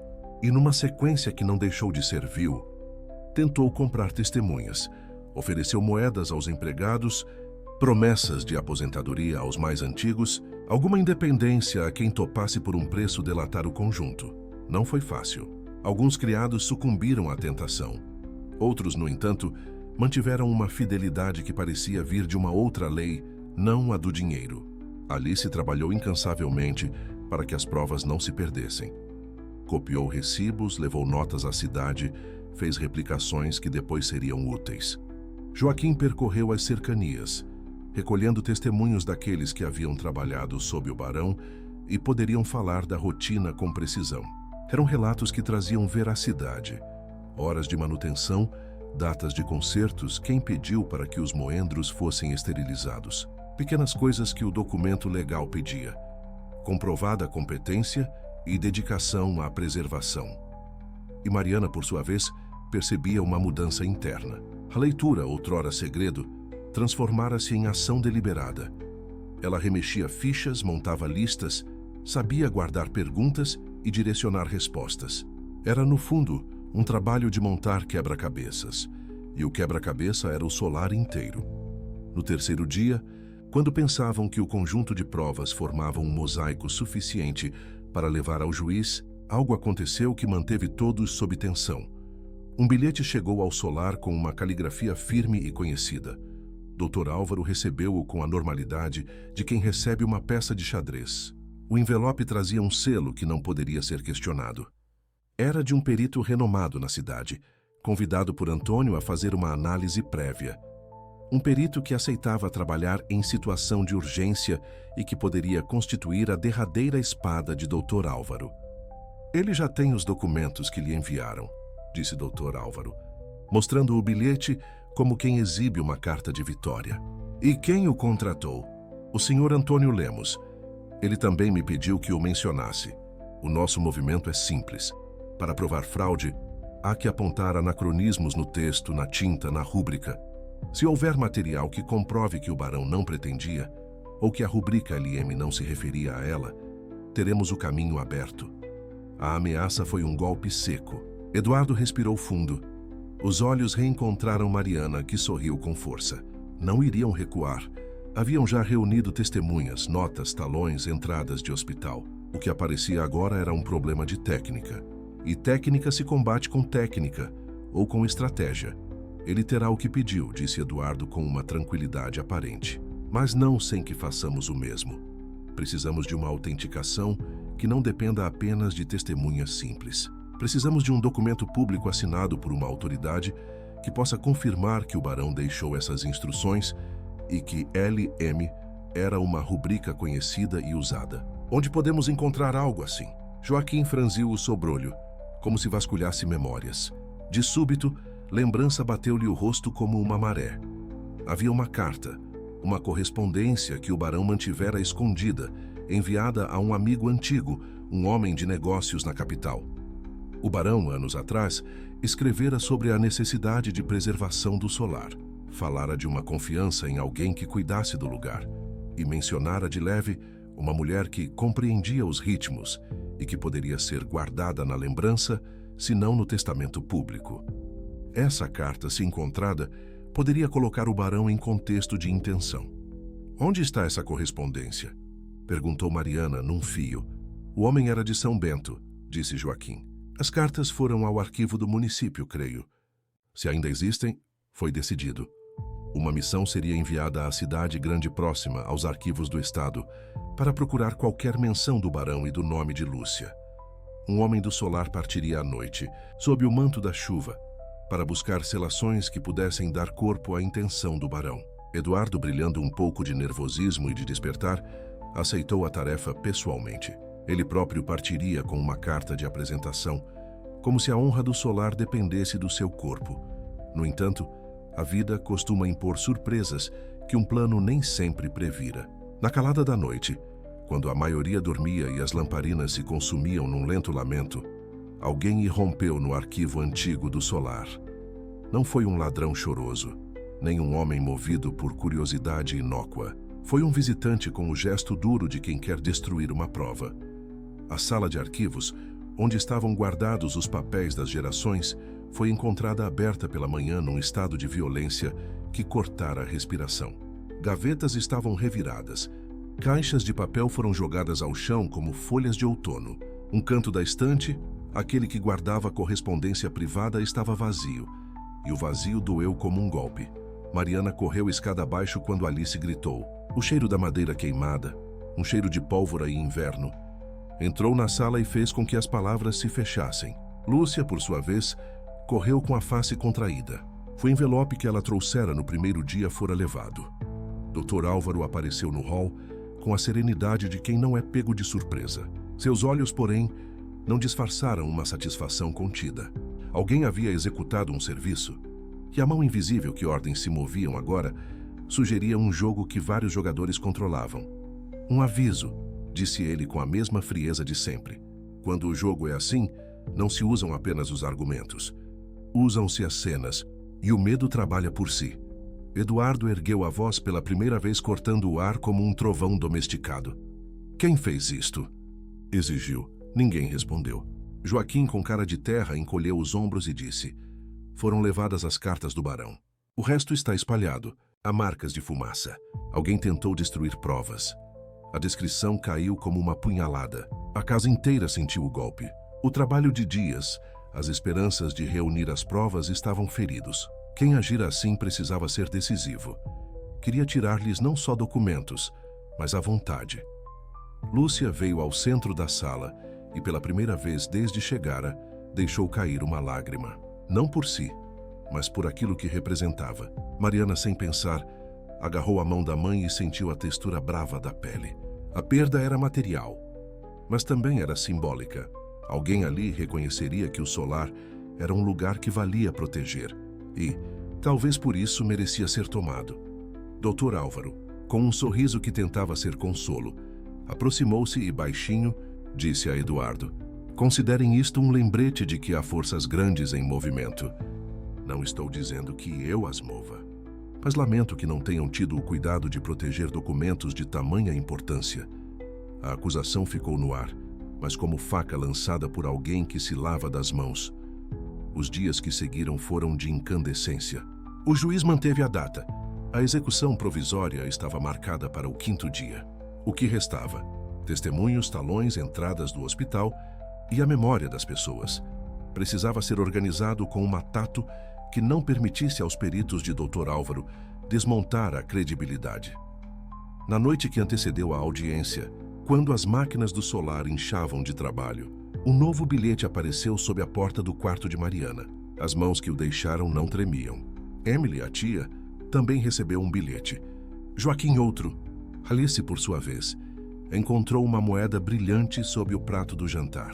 Era como se o adversário quisesse recordar-lhes que podia tocar qualquer matéria do cotidiano. Mariana passou a noite em claro, o coração tamborilando. Lúcia, por fim, sentou-se ao seu lado. O comprimido de lembrança e ausência que fora sua mãe estava ali, vivo, pronto para dizer algo que a filha precisava ouvir. "Eu lhe devo uma verdade", murmurou Lúcia, com os dedos trêmulos. "Partir foi meu ato de proteção. Mas há algo mais que deve saber. Não só fui amada, também fui temida, e temeram-me por ser caminho entre o barão e o mundo que ele não confiava.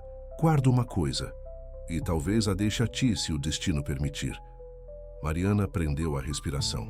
Lúcia inclinou-se e do bolso tirou um pequeno objeto. Não era papel desta vez, mas um pequeno chaveiro de metal, encardido pelo tempo. Nele havia uma chave minúscula pendurada. Era quase esquecível, uma chave de coisas pequenas. "Não sei o que abre", disse Lúcia com um sorriso triste. "Mas o barão deu-me isto num dia em que me pediu que guardasse algo que não devia ir aos olhos de todos. Disse-me, se algum dia precisarem de provar que eu quis preservar, comece por onde o coração guarda o segredo. Pode ser uma caixa, um cofre, ou apenas uma memória que me pedi para guardar. Se há um cofre no solar que ainda não foi violado, pode ser que esta chave o abra, mas não sei qual." A oferta vinha com a intimidade que apenas o passado concede. Mariana segurou a chave como quem segura uma promessa. Naquela noite, de vigília e pré-audiência, ela sentiu que o solar exigia mais que provas. Exigia coragem, e ela decidira que a coragem, quando era necessária, deveria ser tomada por inteiro. No dia da audiência, a comarca encheu-se de rostos, alguns de curiosidade, outros de interesse financeiro. Dr. Álvaro apresentou seus peritos. Antônio trouxe seus apoiadores, que no meio daquela corte improvisada estava Lúcia, molhada de novo e firme como rocha. Mariana, ao seu lado, sentia o pulso na garganta. Quando o juiz, com sua toga e expressão de homem cansado, abriu o processo, Dr. Álvaro foi o primeiro a atacar. Perícia grafotécnica, supostos erros na letra do codicilo, incoerências formais. A bancada que o orquestrava era técnica. Parecia dar-lhe razão. O juiz franziu o senho e anotou. Quando foi a vez de Eduardo apresentar provas, trouxe talões, testemunhos do engenho e a relativamente curta, mas contundente explicação da presença de LM nas compras de remédios. Pediu tempo, ganhou 2 dias, mas o que ninguém esperava era a manobra drástica de Dr. Álvaro. Ele apresentou. No final do primeiro dia, uma testemunha que alegava ter ouvido o barão, semanas antes da morte, dizer que não havia intenções de dividir o solar assim. A presença de uma testemunha inesperada, um homem que chegara da estrada com um semblante de custo, apanhou a defesa de surpresa. A estratégia era clara: implantar uma dúvida cabal na mente do juiz. Mariana viu no momento em que a testemunha falou, a sala oscilar. O juiz anotou com cuidado. Dr. Álvaro sorriu. Antônio apertou as mãos. Ela precisava de algo que não fosse apenas uma voz. Precisava de corpo de prova. Lúcia então abriu a bolsa com cuidado e entregou ao juiz um documento. Um pequeno papel dobrado que parecia vir de outro tempo. "É do barão", disse ela. "Pedi-lhe que o guardasse, e fizera moço de confiar que o guardasse. Não é um testamento, mas é algo que atesta sua intenção. Ele disse-me, se o coração decidir por quem cuida, que minha palavra seja sussurrada entre estas linhas. Eu não sei se bastará, mas é o que tenho." Quando o juiz abriu o papel, toda a sala prendeu o fôlego. As palavras não eram muitas. Eram escritas com a pressa, de quem também temia o que acontece depois da morte. Havia frases em que o barão falava de uma preferência por quem cuida, de guardar para quem preserva, e numa assinatura apressada, a inicial LM ao lado. A folha, no entanto, tinha um furo de traço a meio do canto. Dr. Álvaro, em sorrir, levantou a voz. É exatamente o que digo, meritíssimo. Um bilhete de afeição, talvez. Nada formal. A lei exige forma e certeza. Não se funda uma sucessão sobre notas de afeto. O juiz ponderou. O martelo da lei pendeu em seu juízo como um objeto que precisa de razões sólidas para cair. A audiência iria durar. E, acima de tudo, precisava de tempo. Foi outorgado mais um dia. E, embora o coração do Solar parecesse bater mais forte, a sensação era que o golpe havia sido temporariamente desviado, não evitado. Saíram da comarca sob chuva fina, um grupo exausto, mas vivo. As vozes dos defensores fervilhavam. Dr. Álvaro, porém, assumira outra atitude. Não se movia apenas por peritos. Ele cobria as bases da pressão. No caminho de volta, chegaram rumores de que o juiz recebera na noite anterior visita de um influente conhecido de Antônio. O ar se encheu de possibilidades sombrias. No Solar, à noite, havia uma sensação de vigília permanente. Cada passo no corredor soava como goteira. Eduardo caminhou até a biblioteca com Lúcia, oferecendo chá. Mariana permaneceu sentada com o papel que a mãe dera, a chave no bolso do avental. Ela abriu o caderno do pai e leu novamente as lições de alfabetização.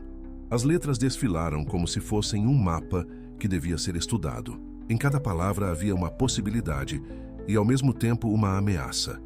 Foi então que, ao longe, ouviu-se um estrondo. Um alarme, um grito, um ruído que quebra o silêncio com a violência de quem não aceita pistas. As lâmpadas estalaram. Havia uma luz difusa vindo do lado do celeiro. Alguém batia com força. O barulho correu como um rio de medo. Mariana correu com o coração ensopado. No celeiro, encontraram homens em uniforme simples. Não eram homens de Antônio nem de Dr. Álvaro. Eram oficiais da guarda municipal, sujos de lama, denunciando fogo e fumaça. Um dos homens, com olhar cansado, ergueu um papel que fez o sangue de Mariana gelar. Era uma ordem de busca e apreensão assinada por um oficial da comarca. Alegavam haver indícios de que o Solar guardava documentos que poderiam ser objeto de crime. Falsificação, manipulação de arquivos, por ordem do juiz, disse o oficial, com a calma de quem lê um destino. Iremos recolher documentos pertinentes ao processo. Assegurem-se de que nada seja ocultado. Os olhos de Dr. Álvaro se iluminaram. Antônio sorriu com a malevolência de sua vitória. O Solar, então, viu-se diante de uma intromissão que não fora imaginada por ninguém. A polícia, com o aval do sistema, ia percorrer gavetas, abrir baús e poderia, legistas do tempo, confiscar aqueles fragmentos que ainda restavam. E tudo isso se dava numa noite em que o teto do Solar cantava em estalidos de chuva. Mariana ergueu a cabeça, sentindo a chave queimando no bolso. A presença da guarda, a ordem do juiz, a mão de Dr. Álvaro, tudo parecia conspirar para uma derrota. Eduardo encarou o oficial, seus olhos agora de pedra. Procuraremos cooperar, disse ele com firmeza. Mas lembramos que alguns documentos são estritamente de família e têm caráter de confidencialidade. Pedimos que o procedimento seja feito com cautela e solicitamos que seja composta uma lista de tudo o que for levado. O oficial fez uma anotação e assentiu. A ordem era clara. As máquinas estavam em marcha. Lúcia aproximou-se de Mariana e no seu rosto havia tanto medo quanto uma estranha serenidade. Se levarem o que nos resta, murmurou Lúcia, restará a nossa palavra. E palavras por si só não são provas. No peito de Mariana a chave ardia como um segredo. Saberia dali a pouco se abriria uma gaveta que conteria algo que poderia reverter a situação, ou se assistiria ao esvaziar de um legado que parecia feito de pó. Quando os guardas iniciaram o inventário, uma das trancas da velha caixa de arquivos que restara se partiu, e por trás dela, entre papéis amarrados com cera e fotografias, havia, para desalento de uns, para a esperança de outros, um objeto que relampejou sob a lamparina. Um pequeno cofre de metal com um cadeado do tamanho da chave que Lúcia trazia. A chave no bolso de Mariana parecia pulsar. Ela puxou a mão por instinto, o metal no dedo frio. Sem pensar, sem pedir licença, moveu-se até o cofre. A guarda parou. Os olhares se cruzaram. Dr. Álvaro ergueu a face com um sorriso lento e predador. Ninguém tocou. Era como se o tempo esperasse que a chave escolhesse o momento exato de reavivar memórias e provas. Mariana aproximou a chave. Sentiu o metal encaixar com um som quase musical. O cadeado abriu-se. Dentro, um pequeno pacote de papéis protegidos por uma camada de cera que, embora frágil, mantinha um ar de segredo. Havia entre os papéis um bilhete endereçado ao guardião do solar e, mais além, uma carta que parecia escrita com a caligrafia do barão. A folha estava íntegra, as palavras tremidas, mas claras. Se alguém tiver dúvida de minha vontade, que procure por quem cuida. L.M. O ar na sala fez-se denso. O rosto de Dr. Álvaro empalideceu, e por um segundo a sua expressão de triunfo sumiu. O oficial que recolhia os documentos ficou sem fala. Eduardo recuou com a mão no peito. Isto é... Gaguejou. Isto é prova. Mas foi justamente nesse segundo, quando a evidência parecida com redenção parecia pairar sobre o processo, que um grito ecoou além das janelas. Um dos guardas puxou uma carta que acabara de receber via mensageiro. Um despacho oficial da comarca, assinado por uma autoridade superior, solicitando a imediata apreensão de todos os documentos do solar e, sob ordem provisória, a entrega de todos os papéis ao cartório até nova deliberação. Uma ordem que vinha com o selo e a energia do poder maior. A sala entrou em colapso de silêncio. O cofre ficara aberto. As provas expostas, mas agora havia uma ordem que virava as marés. Tudo deveria ser levado. E entre os homens oficiais, havia algo que a mão do juiz não havia previsto. Conveniência. Mariana sentiu a terra mover-se sob seus pés. O cofre aberto era o sinal de que o barão já havia falado. Mas a ordem que chegara como tempestade poderia levar aquilo tudo para mãos que se fechariam como guias de silêncio. No olhar de Dr. Álvaro, havia a certeza de quem espera o último movimento.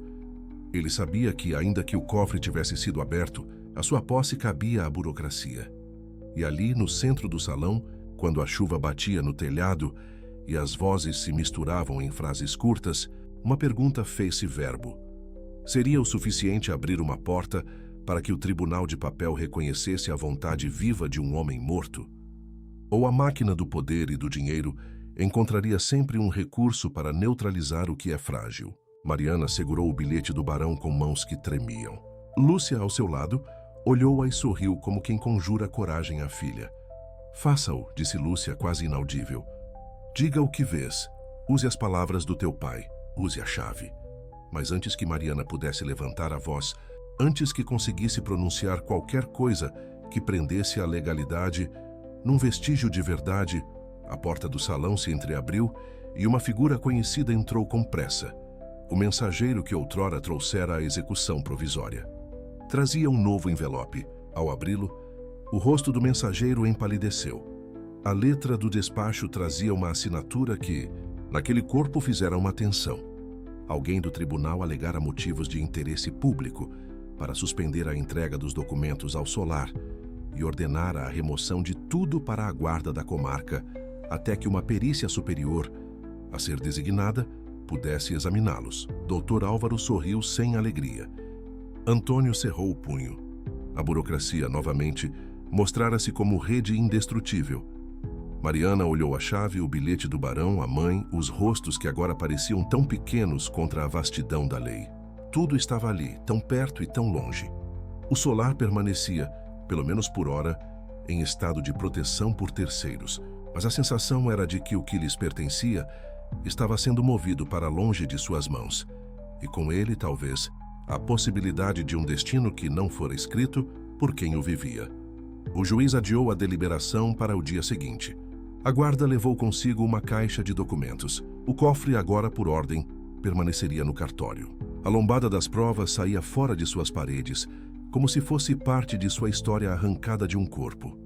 Naquela noite, as vozes do solar permaneceram longas. Eduardo caminhou até Mariana, tocou a sua face e murmurou com uma solidez que não era jactância, mas promessa. Amanhã teremos que lutar. Não apenas com papéis, com artifícios, mas lutaremos. Mariana assentiu. Tinha a chave no bolso, a letra do barão na mão, a mãe viva a seu lado e a certeza amarga de que a justiça era, por vezes, uma roleta. As evidências, por melhores que fossem, passavam pelo crivo de homens que calculavam risco e juros. Mas havia também algo que a lei não captava. a força de quem vive o lugar. E isso por enquanto não sabia se bastaria. Quando as lamparinas foram apagadas, o solar pareceu suspirar, como quem tenta juntar o fôlego. E enquanto a chuva batia na noite com insistência, do lado de fora alguém sussurrou a um ouvinte invisível: "Eles têm a chave."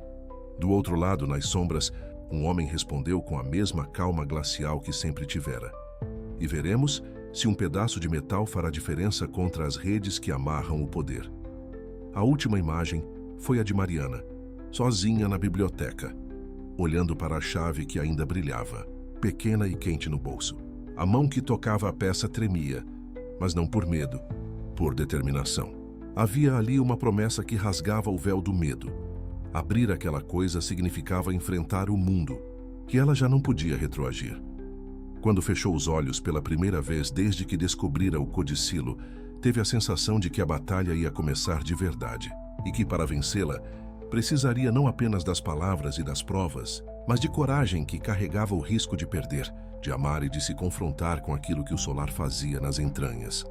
Fora dali, na cidade, Dr. Álvaro já alinhava a próxima jogada. Antônio conversava com aliados, e nos bolsos das pessoas comuns havia moedas e decepção, mas também uma fúria de quem vê sua casa ser tomada. Uma fúria que por vezes pode virar arma. E quando o primeiro canto do galo rompeu, anunciou o amanhecer de uma nova manhã mais incerta que a anterior, porque alguém, naquele lugar, havia aberto um cofre. E a chave, pequena e aparentemente inócua, havia sido descoberta num bolso que tremia de vida. Próxima parte. O dia amanheceu pesado de nuvens. O solar de São Vicente erguia-se como sempre, mas a sua respiração parecia mais curta. Cada coluna, cada janela, cada estuque pendurado guardava a exaustão das noites anteriores. A notícia da apreensão correra como chama. Os papéis estavam no cartório. O cofre, por ordem da comarca, fora retirado e agora descansava numa sala fria e trancada, vigiada por oficiais que não tinham afeto pelos cantos ou pelos segredos do lugar. Mariana sentiu a chave quente no bolso como um peso sagrado. Lúcia dormira pouco. O rosto trazia marcas de anos e perda, e no entanto havia naquela face uma determinação que nenhum vendaval poderia apagar. Eduardo movia-se com passos cansados, mas resolutos. Alguém que, pela primeira vez em sua vida, medira uma decisão não por prestígio, mas por responsabilidade. Alice circulava com listas e recados, como quem costura nervos. Joaquim rangia a voz quando precisava falar com Severino ou com os homens do engenho. O solar estava vivo. E o que o mantinha assim era agora a vontade de proteger uma ideia que não cabia em escritura simples: o dever de cuidar. A estratégia desenhou-se num acanhado conselho sobre a mesa da cozinha. Não poderiam depender exclusivamente da sorte do juiz ou da boa vontade de um documento resgatado ao acaso. Precisavam de trifetas: provar a intenção do barão através de correspondências externas, comprovar por vários meios que a rubrica LM era um sinal de reconhecimento sistemático, desacreditar a perícia prevista por Antônio e Dr. Álvaro, se fosse possível demonstrar que o perito contratado fora comprometido. E talvez o mais importante, transformar a desordem dos gestos cotidianos em um fio narrativo coerente que mostrasse que a gestão do solar não era um capricho, mas uma rotina de zelo capturada em papéis e testemunhos. Eduardo ofereceu-se para ir à cidade maior, pessoalmente, embalar uma petição ao juiz e procurar antigos conhecidos nos cartórios e arquivos forenses. Lúcia e Mariana partiriam com Alice e Joaquim para São Bento, onde, segundo era dito, existiam cartas e recibos que podiam trazer à luz o teor dos negócios do barão. Severino ficaria para organizar cópias do que restara nos livros do engenho e juntar atestados da população que trabalhara sob o solar. Todos sabiam que o tempo era escasso. 5 dias continuavam a pulsar, mas havia movimentos que podiam, em horas, virar o jogo. Antes da partida, entretanto, um pequeno incidente ocorreu. Alice apareceu com um envelope anônimo que fora deixado num canteiro de flores próximas à cozinha. Era um bilhete curto, escrito com letra firme e sem assinatura. Cuidado com quem promete muito por dinheiro. O perito não é neutro. A letra não dizia mais, mas o aviso tinha, para os que sabiam ler presságios, o peso de uma pista. No caminho para São Bento, o clima úmido fez-se mais tenso. Lúcia calava-se e, por vezes, segurava a mão de Mariana com uma força que denunciava um medo íntimo, mas não submissão. Alice corria de um lado para outro, carregando pastas e mapas. E Joaquim, com o rosto com o verniz do trabalho, mantinha o silêncio de alguém que concentra. Chegados à pequena capital de comarca, foi Severino, com a precisão de seus anos de contador, quem primeiro encontrou um fio. Um registro no arquivo do armazém do Porto, que ligava entregas de medicamentos e remédios ao solar, durante o período em que o barão estivera enfermo. Ao lado das entradas estava uma rúbrica, LM, anotada com regularidade. Aquilo, por si só, já começava a fazer sentido. Mas o que verdadeiramente alterou o rumo foi a descoberta no cartório de São Bento de uma carta registrada, enviada pelo barão a um correspondente de negócios na capital, cujo carimbo e assinatura não podiam ser negados. A carta referia-se não só a negócios de açúcar e terra, mas também, num trecho que parecia quase privado, congratulava a existência de alguém que zelara por sua saúde e por sua casa, mencionando aquilo que permanece depois da morte, e pedindo explicitamente que se considerasse o trabalho de preservação como um critério moral para a escolha de um administrador. O texto não era o codicilo, não era formalmente vinculante como testamento público, era, porém, uma manifestação da intenção do barão, enviada a um homem respeitado e, estando em um arquivo público, constituía prova de uma linha de pensamento. A descoberta foi recebida com cuidado. Lúcia deixou cair as mãos sobre a mesa da estalagem e, pela primeira vez em voz alta, contou ao pequeno grupo por que partira tantos anos antes. Não se tratava apenas de vergonha. Havia ameaças veladas, a toxicidade dos boatos e a persistente incapacidade de um homem poderoso de aceitar uma afeição que não cabia nas regras sociais. Parti para proteger o que tinha de mais vulnerável, disse ela, e nunca parei de vigiar. Do outro lado do mapa estava a questão do perito. Alice, com o bilhete anônimo na bolsa, seguiu uma pista que era quase um instinto. Procurou na praça por homens que se aventuravam a anunciar serviços de perícia e encontrou precisamente o nome do perito que Antônio trazera. Dr. Félix M., homem de expressão grave, cujo escritório ficava em esquina com a delegacia. Assistida por um jovem tabelião que simpatizara com a causa, Alice descobriu, aos poucos, registros de pagamento em nome de Antônio Lemos, pequenas transferências, notas de honorários. Uma marca de compromisso econômico que não poderia ser ignorada. Havia notas de serviços prestados, e em uma delas uma menção clara a relatório urgente sobre documento do solar. A peça era só uma entre outras, mas bastou para que se percebesse a possibilidade de parcialidade. Nesse exato momento, Eduardo chegava à comarca onde o juiz morava. Ele encontrou portas frias à primeira tentativa. O proverbial respeito por protocolos e títulos era ainda um obstáculo.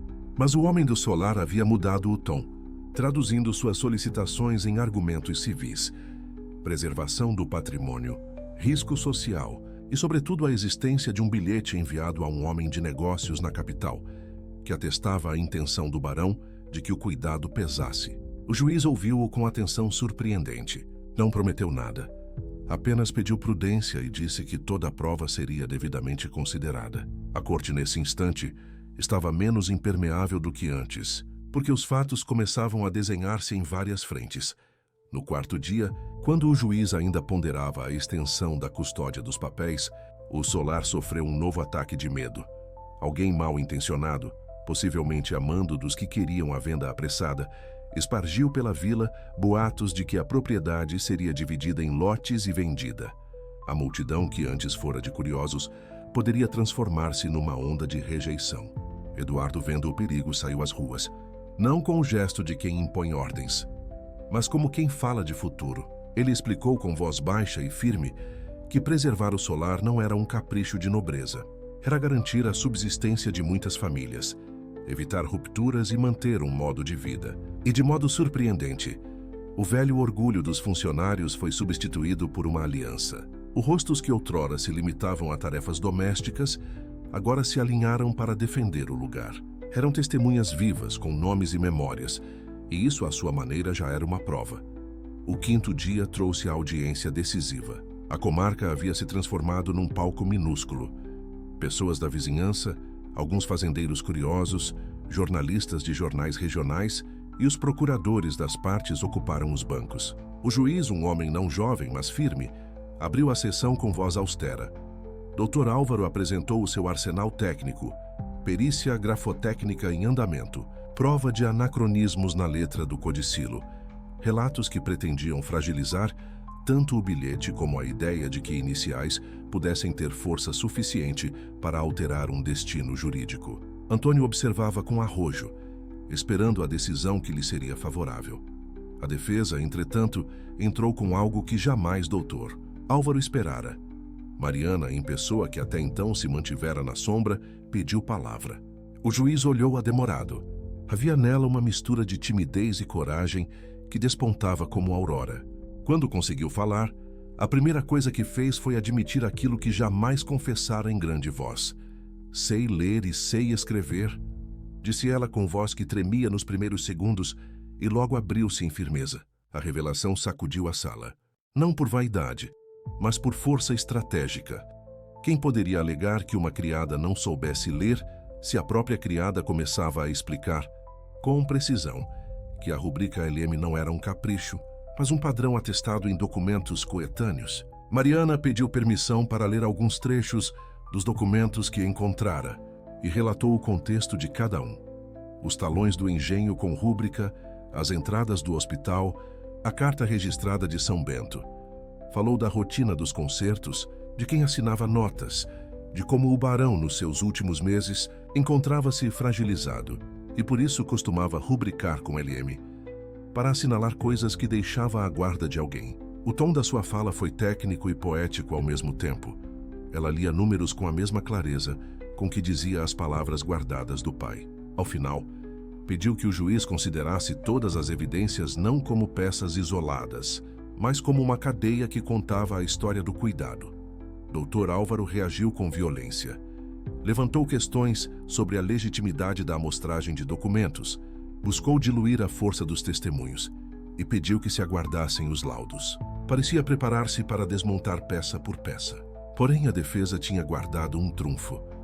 O tabelião de São Bento apareceu com cópia autenticada da carta do barão e, mais importante, com a certidão oficial de remessa, carimbos, selos e a assinatura do recebedor. Miguel, o médico que cuidara do barão e que fora inicialmente chamado por Severino, entrou de súbito na sala para prestar depoimento técnico. Confirmou que, nos últimos meses de vida do barão, a sua mão tremia e que ele, por vezes, rubricava com a inicial LM, a mesma que aparecia nos recibos e talões do engenho, como modo de sinalizar instruções pessoais, não como brincadeira. A sua palavra foi simples e direta, e teve o peso de quem vira a fragilidade.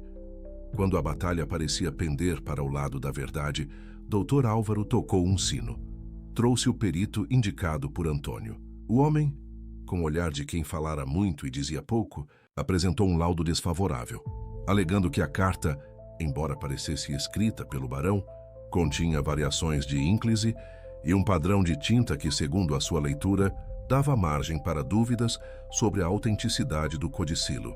O relatório dele tinha a frieza de quem domina termos técnicos e apenas isso. Alguns presentes murmuraram. Foi então que Alice, com a coragem dos que trabalham por trás, apresentou uma prova que ninguém previra. Uma folha de pagamento do perito, encontrada em uma pasta comprada no escritório de Félix M., e cujo recibo mostrava depósitos recentes vindos de Antônio Lemos. A descoberta tinha vindo de um pequeno deslize. Um empregado do perito havia jogado fora uma cópia do recibo ao retornar de um café, e o rapaz que recolhera o papel, um garoto que fazia recados, havia entregue a Alice por curiosidade. A ligação financeira entre o perito e Antônio fragilizava sobremaneira o laudo. Dr. Álvaro tentou minimizar o efeito. Alegou que pagamentos a peritos eram comuns e não comprometiam a neutralidade de suas opiniões. O juiz, contudo, notou ali um conflito de interesses que, de pronto, exigiu que se verificasse e atestasse a independência do perito. Mas a sequência de surpresas não terminou. Em meio ao tumulto, Eduardo pediu permissão para falar. Levantou-se com a humildade de quem aprendera a ouvir e, pela primeira vez, deu o testemunho que mudou a maré. Falou sobre o barão em termos que não fugiam à verdade, de quando era jovem e de como o velho manifestara, em diversas conversas, a preocupação com a continuidade do solar. Contou de uma noite, poucos meses antes da morte, em que o barão em voz baixa lhe dissera: Eduardo, não se trata de sangue, mas de cuidar. Se alguém souber cuidar, esse lugar ficará. Eduardo declarou que, se o codicilo era uma manifestação da vontade, então ele próprio se comprometia a respeitá-la, não como um herdeiro que impõe, mas como um administrador que aceita limites. A simples promessa de Eduardo, feita dentro daquele recinto, trouxe um efeito de legitimidade social. Um patrão que renunciava a prerrogativas em nome do legado. O peso do testemunho, somado à carta registrada de São Bento, a rubrica sistemática nos talões e ao desmascaramento parcial do perito influenciado, criou um panorama que já não poderia ser apagado com apenas um laudo técnico. O juiz, percebendo que a matéria exigia cautela e que a ordem pública estava em jogo, tomou uma decisão que soou como um sopro de humanidade. Não reconheceu de imediato a propriedade em favor de ninguém, mas acolheu a proposta do codicilo como base para uma tutela provisória.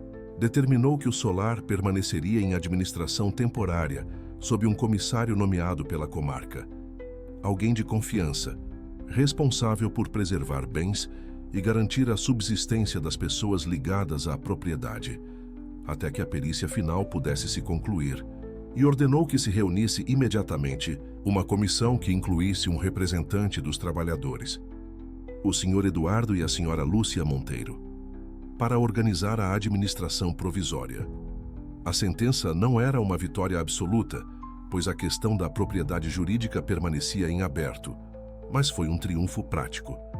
O solar não seria vendido nem dilapidado naquele momento, e a vontade do barão, controversa porém evidenciada, havia garantido um espaço de experimentação de gestão. Dr. Álvaro cerrou os dentes, pois sabia que a guerra não terminara. Antônio Lemos praguejou e recuou com a expressão de quem aguardava um próximo movimento. A multidão presente no tribunal recebeu a notícia com um estrondo, e fora dali, já com o eco do veredicto, a opinião pública passou a murmurar sobre a justiça que, por vezes, tem o rosto de quem aceita ouvir. Quando voltaram ao solar naquela tarde, a casa parecia ter encontrado um novo ritmo. Oficiais do cartório e um comissário designado pela comarca chegaram para organizar os papéis que ainda estavam sob custódia. A comissão de conservação, formada ali mesmo na sala de visitas, um arranjo improvável com Severino, Joaquim, Alice, Lúcia e mais tarde o próprio Eduardo, começou a discutir medidas práticas. Um inventário cuidadoso, reabertura do arquivo com controle e acesso, garantias de pagamento aos trabalhadores. Havia no ar uma sensação de que a casa, por ora, estava a salvo. Para Mariana, a vitória tinha um gosto agridoce. Ela fora reconhecida, diante do juiz e perante testemunhas, como peça fundamental para construir a narrativa que preservara o solar. Mas a visibilidade trouxe consigo riscos. Sua alfabetização, antes segredo guardado sob o avental, agora pulsava como uma luz. Alguns olhares na vila eram de respeito. Outros, carregados de malícia, palpitaram com o poder de uma mulher que aprendera a ler. Ela sabia que aquilo exigiria escolhas duras. Que ainda assim, no fundo da noite, quando a casa ficou quieta e Lúcia dormira ao seu lado em sono doce e exausto, Mariana abriu o caderno do pai e escreveu um pequeno bilhete. Continuo a cuidar. Os dias que se seguiram ao veredicto foram de trabalho intenso. A comissão de conservação elaborou relatórios, organizou pagamentos e o comissário, homem de pouca vaidade, mostrou-se hábil em equilibrar as vontades. No entanto, Dr. Álvaro reagiu. Diante de evidências comprometedoras e do risco de associar-se à figura do perito suspeito, tentou recuperar prestígio promovendo novas ações. Recorreu, ofereceu apelos técnicos e, de modo previsível, tentava comprar apoios. Antônio Lemos tentou minar a autoridade de Severino, prestando pequenas vantagens a alguns funcionários, mas o núcleo dos trabalhadores mantinha-se firme. A solidariedade que se havia formado, na noite de quando Eduardo convencera os vizinhos, revelara-se mais resistente do que pensavam. Entretanto, o embate jurídico não cessava. Havia quem defendesse que as rubricas e cartas eram insuficientes para alterar uma herança formal. A perícia final foi solicitada a um instituto imparcial e o processo seguiria para novas análises. A tensão parecia destinada a permanecer, mas ali, naquela administração provisória, algo nasceu de novo. Práticas de gestão mais justas, a possibilidade de um conselho que ouvisse os trabalhadores, a abertura de um registro público de manutenções e reparos. O que antes eram notas de punho nas margens, tornaram-se documentos sob registro. A letra de Mariana passou a decorar relatórios. Sua habilidade, uma ferramenta para a preservação. A cidade acompanhou o desenrolar da história. Jornais regionais que antes tinham apenas curiosidade, escreveram pequenas reportagens que tratavam Lúcia com menos embaraço e mais dignidade. A imagem da mulher que voltara cheia de coragem começou a penetrar uma opinião pública que por vezes gostava de escolher heróis inesperados. Fra Antônio e Dr. Álvaro, a exposição foi um golpe que lhes custaria mais do que a derrota imediata. Vínculos foram examinados, e o perito que recebera pagamentos de Antônio viu-se pressionado a revelar documentos e justificativas que nenhum notório desejava ver publicados. Com o passar das semanas, a administração provisória mostrou resultados práticos. Reparos nos moendros que evitavam perdas, renovação de contratos com compradores de cana que respeitavam prazos, organização das contas com transparência.